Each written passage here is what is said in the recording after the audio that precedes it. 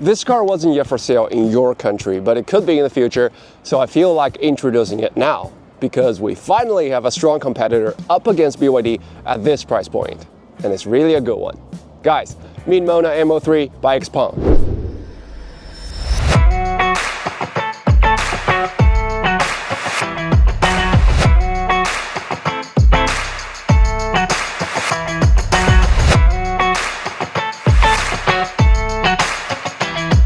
This is a compact sedan priced from 120,000 to 160,000 RMB, which I think is a range that's been dominated by BYD million-sold models like Atto 3, Dolphin, and Qing Plus. And how did this one respond? It came with only 3 specs, which I thought was a genius move because I always hated it when all those car makers just pull off schemes with all those numerous specs and just try to trick people into buying one. And how did that turn out for Mona? It became the best-selling EV apart from BYD.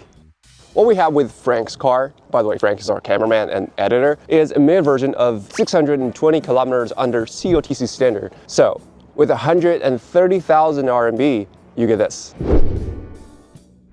Well, I should quote the CEO, the best looking car under 200,000. I should take that with a grain of salt. But function-wise, this car has a hatchback and a really large back trunk that seemingly takes whatever you throw in. I think that's very decent.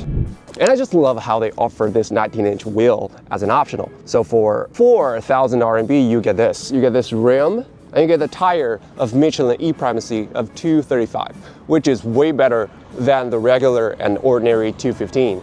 I don't think this is a norm for such an affordable car, so this is for sure a 5-star recommended. You know, they call it a compact car, but actually its wheelbase is nearly the G Model 3 Series, and that's already longer than the F Model 3 Series. And it has the maximum width among its rivals, which gives me a really spacious legroom, but not for my head. You see my head is this close, banging on the glass roof, and the back angle, too uptight. So all these just gives me really strange and mixed feeling about this ride. The front seat, though, are more like a blessing. It has the heating and ventilation and memory as well. It's just so much better, so much more relief than those without it. And there's just so much to say about this infotainment system. They're doing a really good job. I mean, just look at it. It's so smooth and beautiful. And all those UI are just uniques. And if I slide with more than 2 fingers, I'll have the access to the setting on the left and all those app market on the right. It's brilliant. And all those just made those BYD models look like antiques. And they're not even using the latest 8295 smart chips, but the 8155 from the last version. So for that, I think they're doing a really, really good job. But there's 2 funny nonsense though. You see on the top right, there is a wooden fish. It's basically an instrument originally used by Buddhist monks to keep rhythm while they're chanting the Buddhist scripture. It basically a symbol of inner peace and inner tranquility. So here you can basically use it to calm yourselves down and just to kill time in traffic. And it keeps count. It just keeps count, yeah. Well, that's nonsense. And the second one is even more outrageous.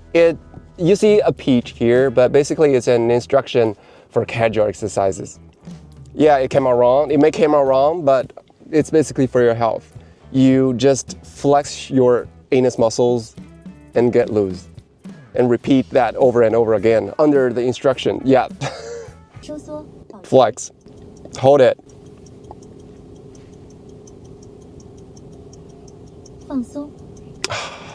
Where are they even put it here? But do I really need that during my drive? Oh, that's silly. Yeah.